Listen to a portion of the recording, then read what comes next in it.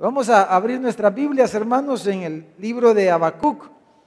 Yo honestamente, hermanos, al estar meditando en este libro, el Señor me ha estado ministrando mucho y realmente el libro de Habacuc nos presenta la batalla, ¿verdad? Es la batalla de la fe, hermano, ¿verdad? Es la batalla de la fe. El libro de Habacuc nos presenta la batalla de la fe. Pero la fe siempre triunfa, hermanos. Amén. La fe siempre va a triunfar. Como dijo el apóstol Juan, ¿qué es lo que ha vencido al mundo? ¿Qué es lo que ha vencido al mundo, hermano? Nuestra fe. La fe siempre va a vencer al mundo. Solo que la fe va a ser probada como el oro. Pero va a ser hallada en alabanza. Dice, más preciosa que el oro va a ser encontrada la fe. Como oro precioso purificado en fuego. Y hermanos, como dice a todo chompipe, se le llega a su 24, su 31, hermano. Usted y yo no somos chompipes, pero nos llega la hora, nos llega el tiempo, ¿verdad? En el que Dios obra, trabaja, nos prueba, pero su propósito, el diablo nos tienta para que caigamos, Dios nos prueba para perfeccionarnos, ¿verdad? Para purificarnos y perfeccionarnos y perfeccionar la fe que Él nos ha dado, que nos ha sido dada por el Señor. Pero vamos a terminar esta noche, hermanos, de ver el capítulo 1 de Habacuc. Es nuestra cuarta sesión, dijéramos. Si usted se ha perdido alguno, ahí están ya los 3 anteriores. Ahí están los 3 videos anteriores. Pero este es nuestro número 4. Y vamos a terminar el capítulo 1. Vamos a leer del versículo 12 al versículo 17. Leemos, hermanos, dice, acuérdese que Habacuc está en conflicto, en su mente, en su corazón. Se está quejando, está cuestionando a Dios. Dios le respondió su primera inquietud de los primeros 4 versículos. Del 5 al 11 Dios le respondió a Habacuc. Entonces ahora mire, Habacuc sigue ahí, ¿verdad? En esa lucha, en ese conflicto. Y dice, ¿no eres tú desde el principio, oh Jehová, Dios mío, santo mío? Dice, no moriremos. Oh Jehová, dice, para juicio lo pusiste. Y tú, oh roca, lo fundaste para castigar. Dice, muy limpio eres de ojos para ver el mal, ni puedes ver el agravio. ¿Por qué ves a los menospreciadores y callas cuando destruye el impío al más justo que él? Y haces que sean los hombres como los peces del mar, como los reptiles que no tienen quien los gobierne. Sacará, dice, a todos con anzuelo, los recogerá con su red y los juntará en sus mallas, por lo cual se alegrará, dice, y se regocijará. Por esto hará sacrificios a su red y ofrecerá sahumerios a sus mallas, porque con ellas engordó su porción y engrasó su comida. Vaciará por eso su red y no tendrá piedad de aniquilar naciones continuamente. Y él está pues ahí cuestionando y termina aquí el capítulo 1. Vamos a llamarle a esta parte, hermanos, ahí está el tema, cómo enfrentar lo incomprensible. ¿Cómo podemos enfrentar aquellas cosas que son incomprensibles muchas veces, que traen conflicto a nuestra mente, a nuestro corazón, como estaba el profeta aquí? Él estaba conflictado, no lograba entender, comprender realmente todo lo que estaba pasando y quedó más perplejo, ¿verdad?, con la respuesta que Dios le dio.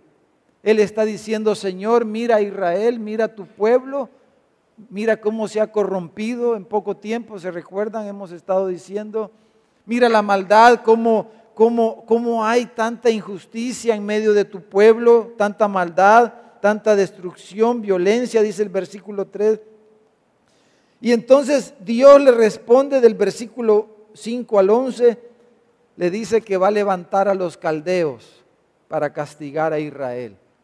Entonces él dice, pero ¿y cómo vas a hacer eso? Dice, ¿cómo vas a usar a alguien que es peor para castigar? Es cierto, tu pueblo está mal, tu pueblo ha caído tan bajo, tu pueblo se ha corrompido, los líderes, etcétera.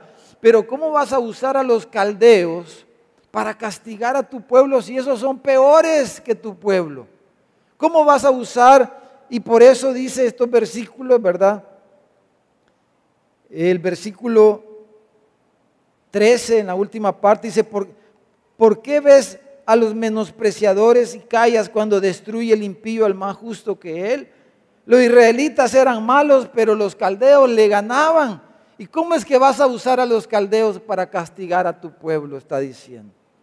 Y todo del versículo 14, hermanos, hasta el versículo 14 hasta el versículo 17, esos versículos describen, si usted ve, lo que estás diciendo ahí Habacuc era la actitud, el actuar de la nación babilónica, de los caldeos, del ejército babilónico, cómo actuaban ellos. Versículo 14 habla de por qué Dios permitía el caos, la anarquía, dijéramos. Dice ya, y la anarquía y el caos hace ver como que los hombres son como peces, son como reptiles, o sea, se pierde el valor de la vida humana. Los hombres son considerados como animales y como cualquier tipo de animal. Dice que los trata, así los trataba el ejército babilónico, como quien saca con un anzuelo a un pez o con una red. Y después dice el versículo 16, dice que iba a hacer saumerio, o sea, iba a darle culto a sus métodos, a su Dios, la nación de Babilonia, ¿verdad? Iba a honrar a sus dioses por causa del triunfo, de los triunfos, de cómo ellos estaban arrasando, dice el versículo 17, cómo si ellos iban a vaciar su red y cómo no iban a tener piedad de aniquilar naciones continuamente. Y todo eso fue lo que ocurrió. El ejército babilónico arrasó las naciones, arrasó Israel, arrasó Jerusalén, ¿verdad? Según los historiadores, corría la sangre por las cunetas de Jerusalén, ¿verdad? El libro de Lamentaciones, si usted lee Lamentaciones, es una descripción de lo que pasó cuando el ejército babilónico entró a Jerusalén y destruyó Jerusalén. Y no tuvo piedad. Y estos versículos describen cómo era esta gente, eran desalmados, despiadados. Entonces, ¿cómo es que Dios iba a usar a esta gente para castigar a los hermanos, al pueblo de Dios? Entonces, hermanos, y como que Dios era débil, ¿verdad? Porque miraba a los menospreciadores, dice el versículo 13, y calla, dice, cuando destruye el impío al más justo que él. ¿Por qué no haces algo? Entonces, ¿cómo responder a lo incomprensible? Bueno, debemos responder con fe. Esa es la respuesta general. ¿Cómo vamos a responder a lo incomprensible, hermanos? Con fe. Necesitamos la fe para poder responder a lo incomprensible. Por eso más adelante Habacuc va a decir, el justo por la fe vivirá. Pase lo que pase, a pesar de todo, la fe nos va a hacer permanecer fieles, nos va a hacer permanecer firmes. Ahora, la fe, hermanos, la fe no es algo irracional. La fe es algo racional. El énfasis que a veces se ha dado a la fe como que fuera algo irracional o algo puramente emocional o sentimental. Entonces es bien común, ¿verdad?, que en la iglesia que los hermanos digan, hermano, tenga fe. Pero lo que ellos están diciendo muchas veces, lo que estamos diciendo cuando les decimos, tenga fe, es como quien dice, fe ciega. Usted confía en Dios, usted déjese ir como un niño que se lanza al vacío y va a confiar en Dios. Y entonces como que la fe fuera algo irracional, fuera algo solo sentimental. Yo siento, dice, yo siento que Dios nos va a ayudar. No, la fe, si usted lee Hebreos capítulo 11, versículo 3, dice que por la fe, ¿verdad? Hebreos 11 describe lo que es la fe y el versículo 3 dice que por la fe entendemos, dice. O sea, la fe es algo que nos da una capacidad de razonar. Por la fe, dice, entendemos que el universo fue constituido por la palabra de Dios. Por la fe, dice, entendemos que lo que vemos vino de lo que no se veía, Dios. Entonces la fe nos da un razonamiento diferente, pero la fe bíblica no es algo irracional, ni es algo emocional, como quien dice, tengo fe y me voy a dejar ir así, como a ciegas. No, esa no es la fe bíblica. La fe bíblica es algo que nos da un razonamiento diferente, ¿verdad? Nos da un razonamiento bíblico.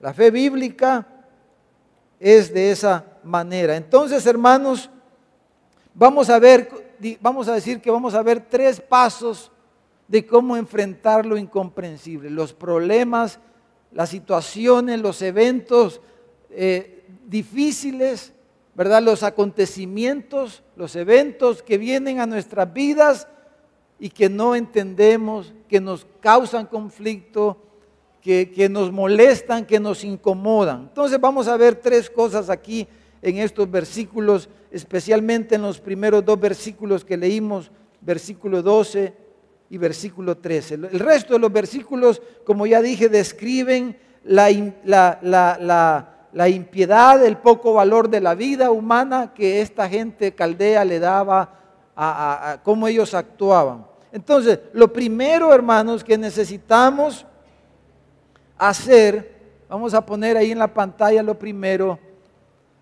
es que no debemos enfocarnos en el problema en sí. Esto no es fácil, porque los problemas, hermanos, los problemas o las situaciones, los eventos desfavorables, dijéramos, los eventos incomprensibles, las situaciones que vienen a veces a nuestras vidas, son como olas enormes, ¿verdad? Como un tsunami, ¿verdad? Que nos envuelve, que nos arrastra, nos envuelve en esa vorágine, ¿verdad? En ese turbión, en esa situación, es como un problema que nos envuelve todo y entonces estamos ahí como un palito en medio de un ventarrón, ¿verdad? Como ese huracán que viene acercándose ahorita a los Estados Unidos, ¿verdad? Que es una fuerza. Entonces, los problemas, hermanos, esos eventos desafortunados muchas veces nos sobrepasan y nos envuelven completamente. Recuerdo la historia de un hermano en San Salvador hace unos 20 años quizás. El hermano llegó a la iglesia allá y tenía él 2 niños pequeños, un niño pequeño, y él normalmente lo miraba yo bastante triste siempre, tenía un rostro triste él, muy solitario se miraba él, y un día platiqué con él y él me contó su historia. Entonces resultó que él era alguien creyente de muchos años atrás, pero él me contó que un día él tenía 2 hijos varoncitos. Entonces un día su esposa se fue a trabajar y él se quedó en casa con sus 2 niños pequeños. En el patio de su casa había un árbol de mango, no recuerdo bien, creo que era de mango.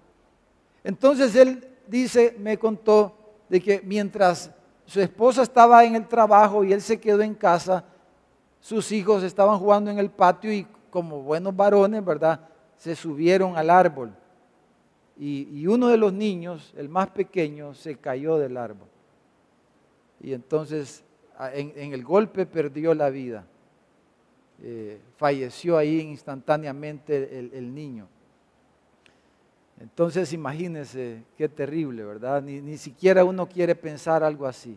O sea, es cosas menores, quizás todos hemos pasado y es difícil. Recuerdo una vez, estaban pequeños estos niños y Oscar estaba pequeño y el primo creo que fue que le dio en la playa con un palo y le rompió el ojo y salimos desde allá por Sonsonate corriendo a San Salvador pensando que el ojo se le iba a vaciar y bueno, terrible. Son momentos, casi todos quizás los papás hemos vivido momentos así, ¿verdad? De accidentes, cosas, pero que su hijo se le muera, hermano.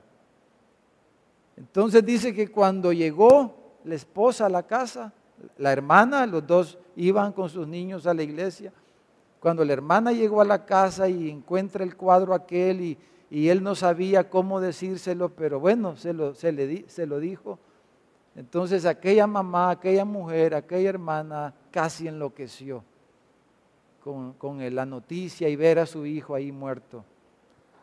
Entonces, todo esto, ¿verdad? Fue tan impactante y doloroso para esta mujer que ella lo abandonó. Lo abandonó a él. Ella no pudo soportar la situación y ella se fue de su casa, los abandonó a él y a su niño en su dolor, en su enojo contra Dios, en su rabia, en su incomprensión, cómo es que Dios podía haber permitido algo así. Ella le echó la culpa a él por no cuidarlos, ¿verdad? Por no cuidarlos, etcétera. Y ella se fue y así en esa situación fue como él llegó después de no congregarse por mucho tiempo. Llegó a la iglesia allá a San Salvador y no sé qué habrá sido del hermano, pero esa fue la situación de él y él lo reflejaba en su rostro, toda esa situación. Entonces hay situaciones como esa, como lo que estaba enfrentando el profeta, hermanos, que son situaciones que como ya dije, nos envuelven y quieren y toman toda la atención, toda la mente, todo el corazón.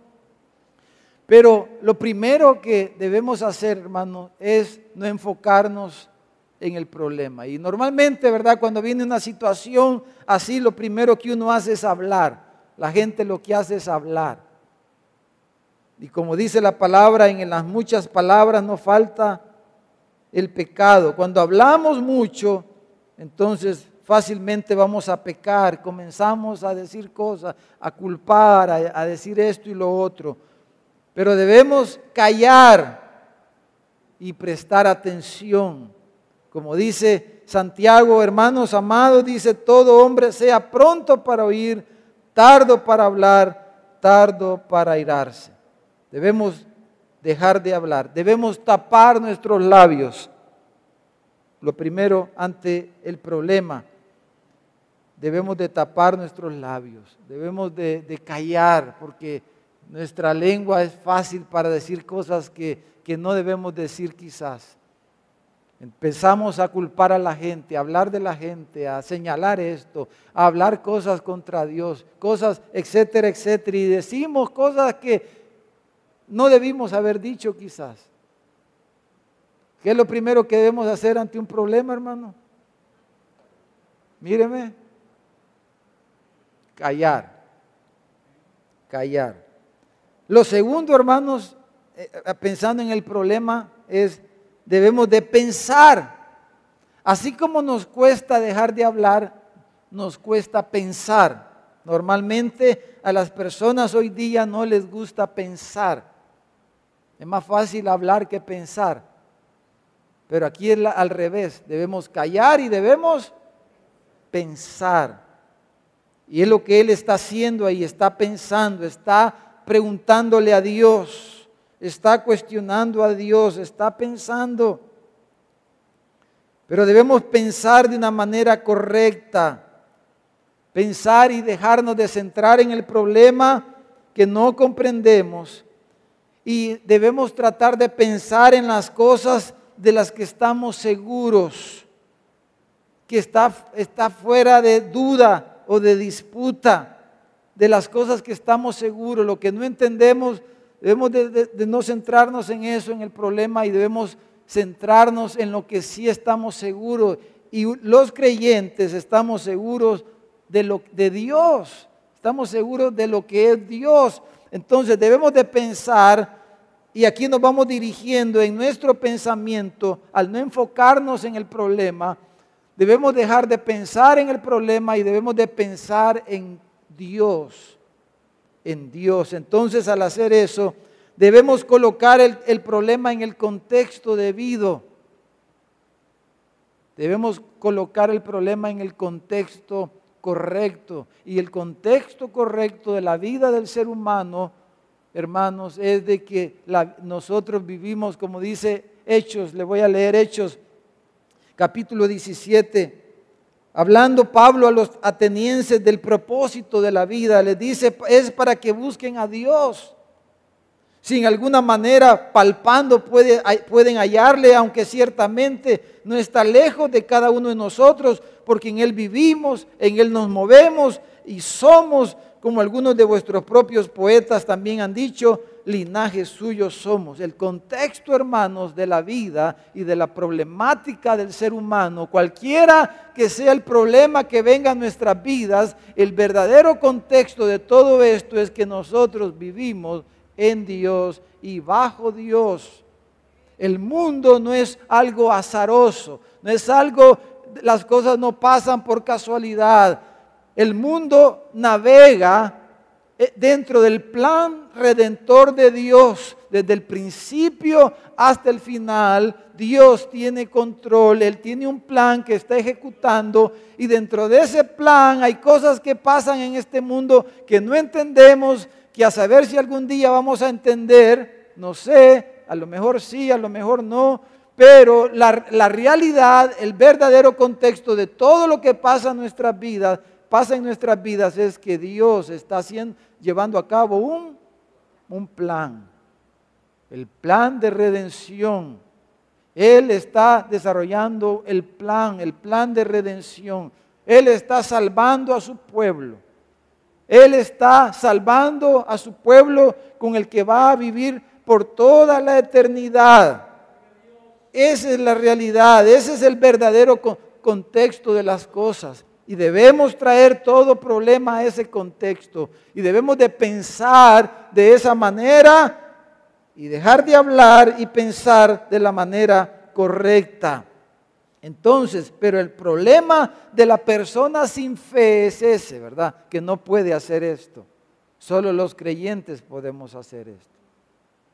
La persona sin fe, ante un tsunami, va a descontextualizarse. No va a poder no va a poder enfrentar el problema. Alguien puede ser, como dicen, muy gallito, muy campeón, pero hermano, todos tenemos una medida, ¿verdad? Hasta dónde aguantamos. Y un problema que venga a la vida de una persona, hermanos, nos puede desquiciar fácilmente. Nos puede, como el testimonio de esta mujer, de esta hermana. No sé si ella era una verdadera hermana, nunca la conocí.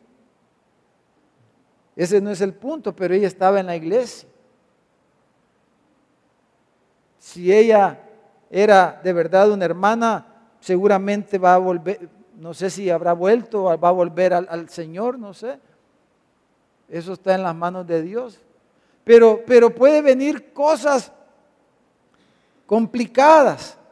Pero es el problema del incrédulo, del inconverso. No puede ver a Dios y solo mira las circunstancias que le rodean, que le lastiman, que le incomodan, y reacciona ante ellas con enojo, atribuyéndole la causa a la mala suerte o a alguna persona a quien le va a echar la culpa. Así reacciona el ser humano sin fe. Siempre se va a volver a buscar un culpable, pero nosotros debemos volvernos a Dios, y eso es lo segundo, hermano. Primero, no centrarnos en el problema, pero al contextualizar bien el problema, en que Dios está en control y que Él está haciendo un plan y que estamos en las manos de Dios, entonces nosotros debemos devolvernos a Dios ante lo incomprensible, ante lo difícil. Debemos volvernos a Dios. Eso es lo segundo y es lo que Él está haciendo aquí. No, Él no está hablando con otro profeta, Él no está hablando con otro hermano, Él está hablando con Dios, Él se ha vuelto a Dios, Él está haciendo todas las preguntas a Dios, Él está cuestionando a Dios, sí, pero está con Él, está en ese conflicto con Dios, está viendo a Dios, se ha vuelto a Dios ante lo que Él no entiende. Como dicen los jóvenes, ante lo que lo ha sacado de onda, ¿verdad? Pero Él se ha vuelto a Dios y eso es lo segundo. Debemos de primero no centrarnos en el problema, porque a lo mejor ese problema es tan terrible, tan grande que no vamos a poderlo soportar, pero debemos volvernos y ver a Dios, contemplar a Dios. Eso es lo segundo y es lo que Él hace. Y mire el versículo 12, hermano. Habacuc hace una descripción de Dios.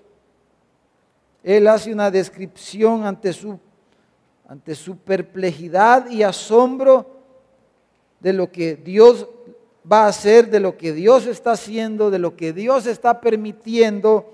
Entonces Él va a hacer una descripción de Dios en el versículo 12, porque Él se ha vuelto a Dios para ver a Dios, para contemplar a Dios y encontrar en Él una respuesta a su inquietud, a su interrogante, a su conflicto. Entonces, cuando pensamos en Dios, cuando meditamos en Dios, cuando nos volvemos a Dios para contemplarlo a Él, hermano, debemos hacerlo a través de sus atributos, de sus cualidades.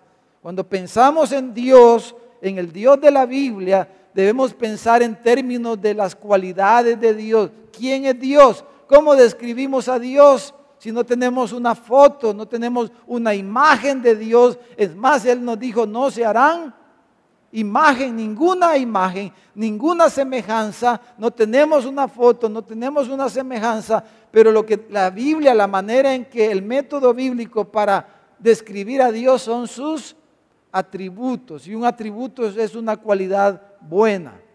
Entonces, Habacuc, hermanos, nos menciona aquí 5 cualidades, 5 atributos de Dios. Veámoslos rápidamente ahí en el versículo 12. Lo primero que él dice, ¿no eres tú desde cuándo? Desde el principio. O sea, lo primero que Habacuc se acuerda ante toda esa situación, ¿verdad? Lo primero que Habacuc ve y recuerda y ve en Dios es que Dios es eterno. Dios no tiene principio ni final de días. Él es el eterno. Dios trasciende el tiempo. Dios está fuera del tiempo. Él lo supera todo. Dios, a diferencia del dios babilónico, Bel, ¿verdad? Era el dios babilónico. Dios, el Dios de Israel, es el Dios eterno. Él dice, ¿no eres tú desde el principio? Entonces Él recuerda algo de lo que Él está seguro. Y Él está seguro que Él es el Dios desde la eternidad y hasta la eternidad. Ante lo incomprensible de los eventos que ocurren en el tiempo, hermanos, necesitamos recordar que Dios está por encima del tiempo, por encima de la historia, por encima de los sucesos.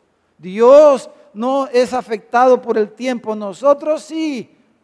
Con un día que no durmamos nos enfermamos, andamos con los nervios, empezamos a temblar y nos pasan un montón de cosas. Con un día que no durmamos porque Dios puso la lumbrera mayor, la lumbrera menor para que señorease en nosotros y a través del tiempo Dios nos gobierna. Pero Dios está por sobre el tiempo.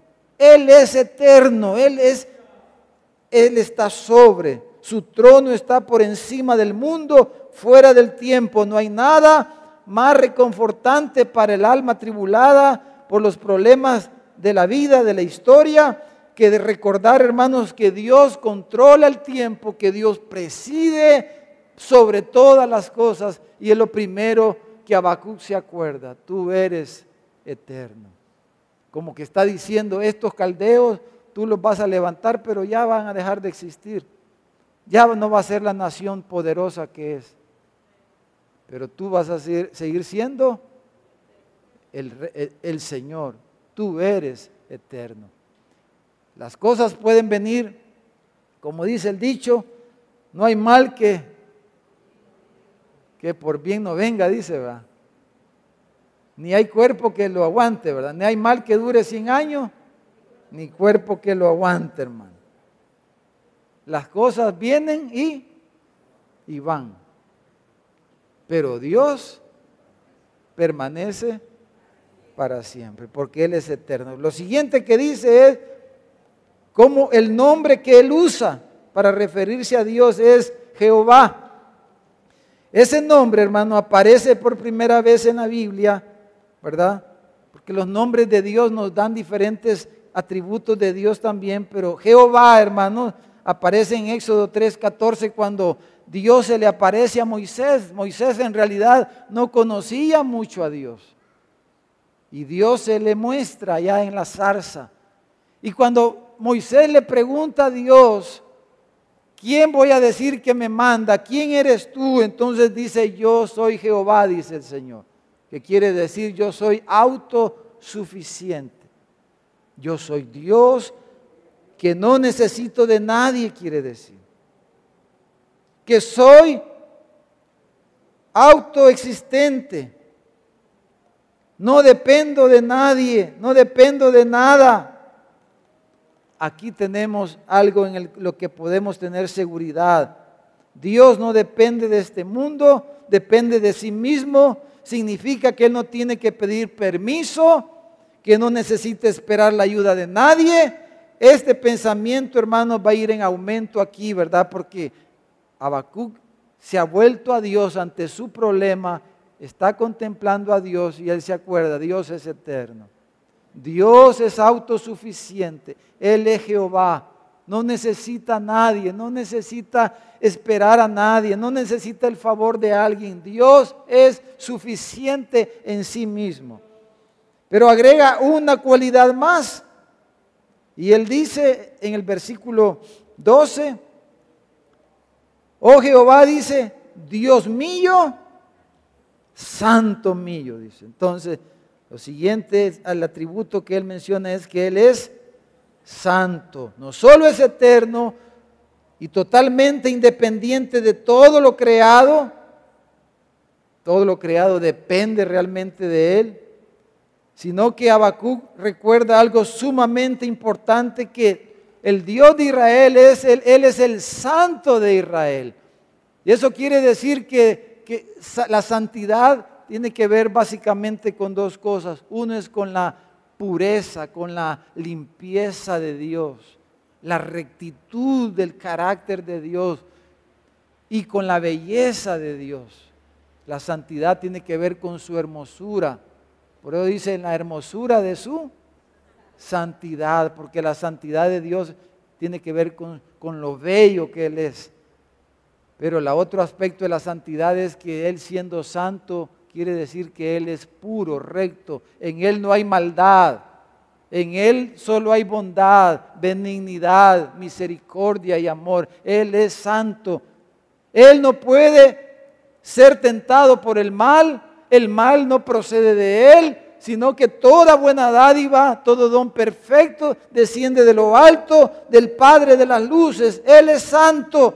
Entonces Él está diciendo, está recordándose al ver a Dios y volverse a Dios, esto que está pasando, aunque yo no entiendo cómo es que Dios puede usar a estos caldeos para castigar a su pueblo, cómo es que los impíos se ríen de la iglesia, cómo es que un jefe impío maltrata a un creyente, cómo es que pasa esto, yo no entiendo, pero Señor, yo sé que tú eres santo.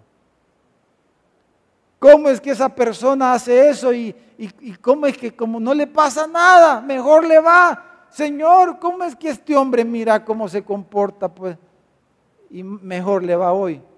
Mira esta mujer cómo se comporta y si yo fuera Dios ya le hubiera mandado un rayo teledirigido. Pero ¿y cómo es que esta mujer, lo que hace este hombre y no, nada le pasa, ni se enferma, todo bien campeona, bien campeón? Señor, si esta mujer hay que acostarla, hay que hacer algo con este hombre porque... Pero Habacuc se acuerda de que él no tolera el pecado. Él es limpio de ojos para ver el mal. Él no tolera el pecado, no puede pasarlo por alto. Él es alguien que aborrece el pecado y que lo castiga. Que Él es perfectamente justo y que todos sus propósitos son buenos. Él recuerda esto. Ahora, Él va a pasar a dos atributos más que Dios puede ser todopoderoso, eterno, puede ser santo, todo eso, pero si Dios estuviera lejos, ¿de qué sirve que Él sea todo esto tan tremendo, verdad? ¿De qué sirve que Dios sea tan poderoso, tan bueno, pero si Él es un Dios lejano? Pero los últimos dos atributos que Él va a mencionar, hermano, tiene que ver con la relación que Israel tenía con Dios. La relación que Habacuc tenía con su Dios. Por eso dice, mi Dios, santo mío, dice.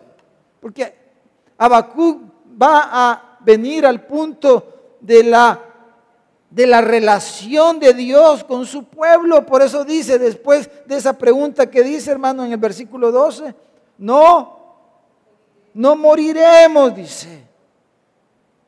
Si estos pueden arrasar con Israel, pueden hacer muchas cosas con Israel, pero los babilónicos no van a aniquilar a Israel, no moriremos, no desapareceremos.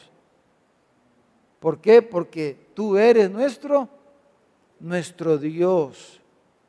Entonces, está diciendo, luego mire, dice, oh Jehová, para juicio lo pusiste y tú, oh roca, lo fundaste para castigar.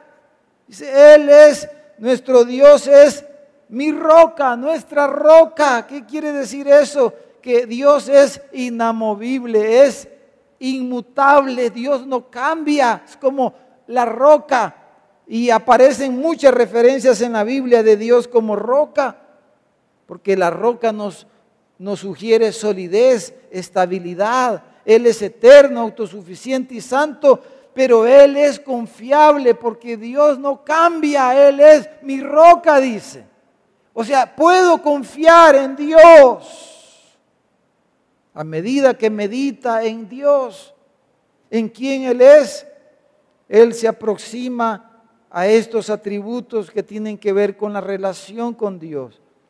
Le voy a leer un par de versículos en Deuteronomio 32:4. Moisés dice, Él es la roca, dice, cuya obra es perfecta, porque todos sus caminos son rectitud, Dios de verdad, y ninguna iniquidad en Él, es justo y recto. El Salmo 18 dice, versículo 2, Jehová, dice el salmista, roca mía, castillo mío y mi libertador, Dios mío, fortaleza mía, en Él confiaré, mi escudo y la fuerza de mi salvación, mi alto refugio. O sea, está diciendo Habacuc, yo puedo confiar en Él y por eso puedo afirmar, no moriremos, dice. Aquí no se acaba la historia, no se acaba el cuento, porque Dios está con nosotros, aunque está pasando esto. Aunque esto no lo entiendo por qué Dios lo permite, pero no terminará aquí el pueblo de Dios porque Él está con nosotros. No moriremos, dice Habacuc, porque confío, Él es mi roca, puedo esperar en Él. Y Él está diciendo en otras palabras también al decir no moriremos, es que Dios es fiel. Dios es fiel. No es hombre para que mienta, no es hijo de hombre para que se arrepienta. Dios es un Dios fiel. Y cuando dice no moriremos, Habacuc tiene presente seguramente el pacto que Dios había hecho con su pueblo. El pacto de Dios con los padres de la nación. El pacto de Dios con Abraham. El pacto de Dios con Isaac, el hijo de Isaac, Jacob. El pacto que Dios hizo con los padres de la nación. Con Abraham, con Isaac, con Jacob. Dios había hecho un pacto con Israel. Y Dios no es hombre para que mienta. Él iba a guardar su pacto. Por eso dice Habacuc, no moriremos. No puede olvidarse Dios de nosotros, porque somos su pueblo. Amén, hermanos.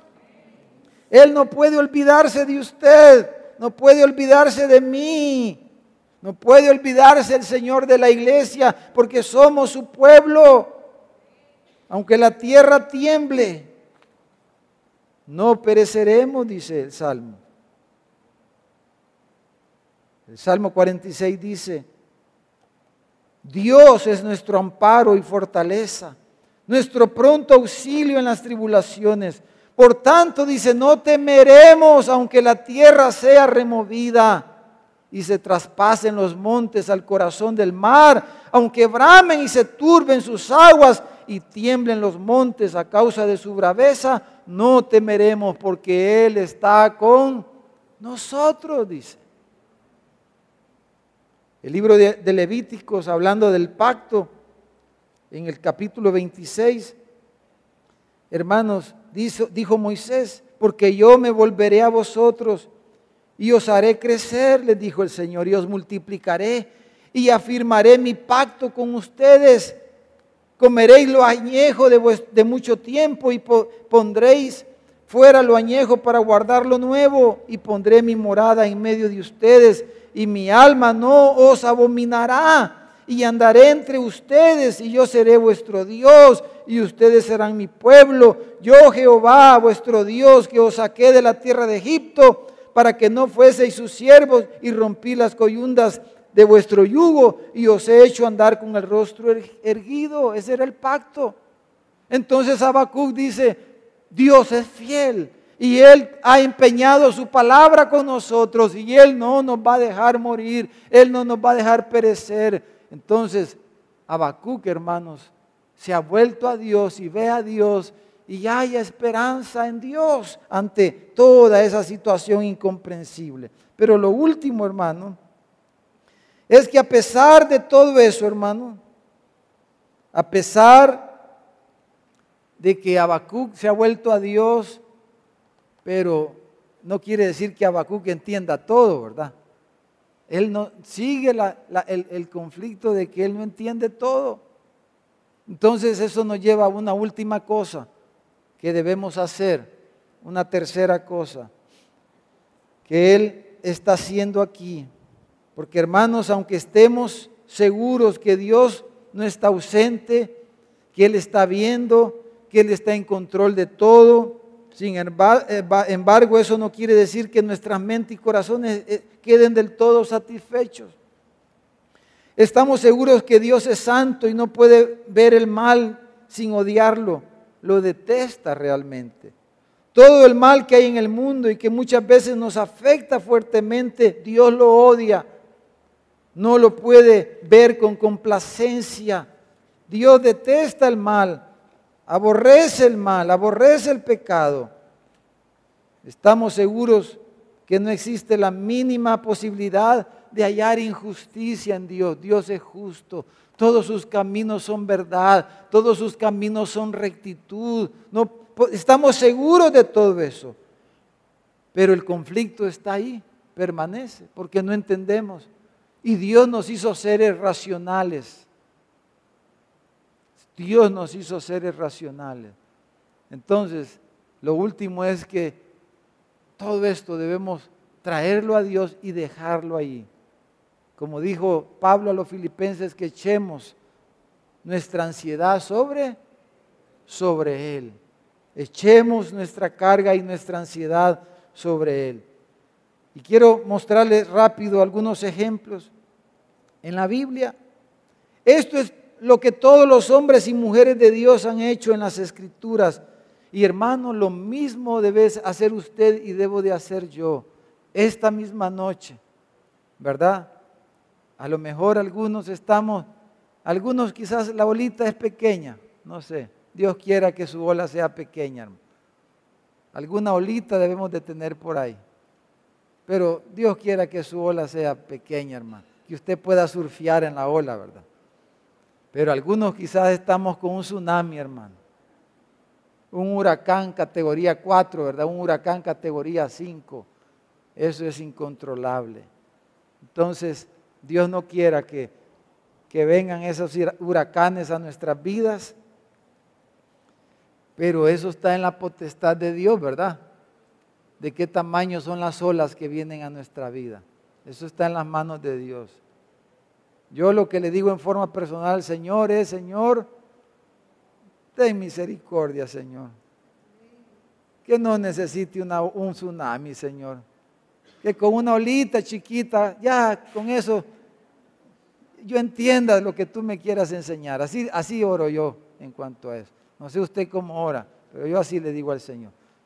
No le puedo decir, Señor, haz esto o lo otro, pero le digo, Señor, ten misericordia, dame entendimiento, dame deseo por leer tu palabra, por estudiar tu palabra y entenderte un poquito. Y que con un poquito que yo entienda, Señor. Con una olita, Señor.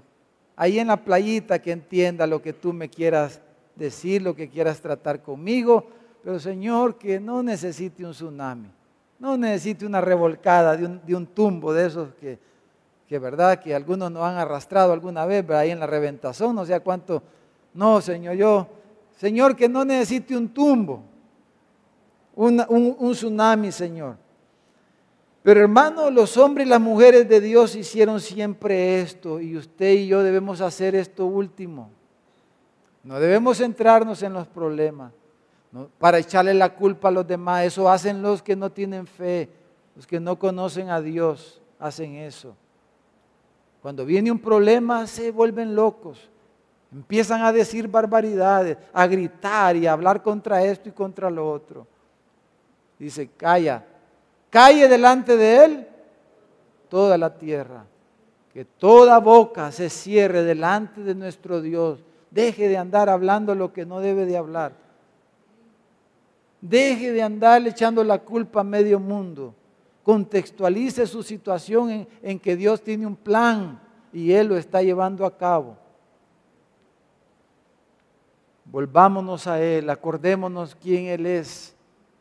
Amén, hermano. Que nuestra alma se sosiegue en Dios y aún aquello que no logramos comprender, dejémoslo a los pies del Señor. María, por ejemplo, María, la mamá de Jesús, en Lucas 2, usted puede leerlo al llegar a su casa, pero ahí encontramos cuando el ángel se le aparece, cuando los ángeles se le aparecen, y dice todo lo que Jesús iba a hacer. Dice que María guardaba estas cosas meditándolas en su corazón. Ella las guardó, las dejó ahí delante de Dios. Más adelante en el versículo 51 dice que cuando descendió, ¿verdad? Después que Jesús se había quedado en el templo y lo que se decía de Jesús, de cómo los religiosos, los sacerdotes, los teólogos, los doctores de la ley estaban sorprendidos de la sabiduría que el niño Jesús a sus 12 años tenía y de las cosas que se decían de Jesús. Dice que María volvió y su madre María guardaba todas estas cosas en su corazón. Daniel, el profeta Daniel, después de que tuvo la visión de las 4 bestias, allá en Daniel capítulo 7, versículo 15, dice que se turbó el espíritu de Daniel por las visiones que él había tenido en la noche. Estaba asombrado, estaba perplejo Daniel, como está aquí Habacuc. Pero dice el versículo 28 de Daniel 7, aquí fue el fin de sus palabras, dice. En cuanto a mí, Daniel dice, mis pensamientos se turbaron y mi rostro se demudó. Pero guardé el asunto en mi corazón, dice, lo dejó ahí en Dios, lo trajo al Señor Él no entendía, estaba perplejo, pero guardó el asunto delante de Dios. Jacob, como los hermanos de José tenían envidia de José, después de que tuvo el sueño, cuando vio que las pajas de sus hermanos se postraban y que el sol, ¿verdad?, las estrellas, y tuvo esos sueños. Entonces Jacob dice, estaba sorprendido, no entendía, y miraba cómo sus hermanos, la gran envidia contra su hermano más pequeñito. Era algo que él no entendía, pero él dice, lo guardaba en su corazón. Y el último ejemplo que quisiera mencionar es el mismo Señor Jesús, el Hijo de Dios en los días de su carne, hermano. Para Jesús, hermanos, como hombre, había algo que lo tenía a Jesús, dijéramos, que lo sacaba de sí mismo, ¿verdad? Era el hecho de que Él iba a ser hecho pecado. Jesús iba a ser hecho pecado. Que en su cuerpo Él iba a recibir el castigo del pecado. Y el punto de todo esto era que Jesús iba a ser separado del Padre desde la eternidad. El Hijo de Dios, la segunda persona de la Trinidad, habían sido uno con el Padre, pero Él no entendía cómo es que Él iba a ser separado del Padre. Y Él en oración dijo, Padre, Padre mío, dijo, si es posible, pasa de mí esta copa, pero no se haga lo que yo quiero. Señor, yo no entiendo, Padre, lo que tú vas a hacer. Y fue su grito agónico. Si quieres, pasa de mí esta copa. Y fue su grito agónico en la cruz. Padre, dice, ¿por qué me has desamparado? Y eso era lo que Jesús no entendía. ¿Cómo es que el Padre lo iba a castigar de esa manera? La copa que iba a beber, el pecado, la maldad del mundo, pero que eso lo iba a separar de su Padre, eso no lo lograba entender humanamente hablando. Pero Él llevó su problema, su situación incomprensible, la trajo al Padre y le dijo, Padre, aquí está esto. Yo no entiendo, Padre, ¿por qué tú vas a hacer esto? No entiendo por qué tu plan es así, yo no sé, pero Señor, aquí está, si tú quieres, Señor. Pero no se haga mi voluntad, sino la tuya. Hermanos, esta noche, al terminar, vamos a orar, pero no sé qué situación estamos enfrentando. Sea cual sea su problema, mi problema, hermanos, cual sea su situación, su momento, a veces son cosas de otras personas, ¿verdad? Que no entendemos cómo, dice, quizá a usted le ha pasado, dice, ¿cómo es que me está tratando así el fulano, la hermana, el fulano? ¿Cómo es que su propio papá, su propia mamá, su propio hermano, su hijo, cómo está reaccionando contra usted? Su familia, los hermanos, si usted quizás ni es, pero todos le echan la culpa a usted. Y pareciera que usted es el responsable, la responsable de eso. Y todo parece como que es así. Y usted sabe que no es así. Y usted dice, pero no entiendo. Y le duele, le afecta, le trae temor, le trae preocupación, tantas cosas, ¿verdad?, que vienen a la vida de uno. Entonces, no sé qué situaciones estamos viviendo. Una enfermedad, un dolor, una situación difícil, situaciones incómodas, problemas económicos, tantas cosas que pueden ser. Entonces, pero hermanos, este momento traigamos eso y digámosle, Señor, tú sabes, Señor, tú sabes por qué me has hecho pasar por esto. Tú sabes por qué estoy viviendo esto, Señor. Yo no entiendo, Señor. No sé realmente, pero Señor, quiero dejar esto aquí delante de ti, guardar esto delante de ti y que esto, Señor, no sea algo que me afecte, que yo pueda seguir adelante y hacer lo que tú quieres que yo haga, Señor. Veamos a nuestro Dios grande y temible, fiel y bueno y bondadoso. Vamos a orar. Padre, oramos esta noche.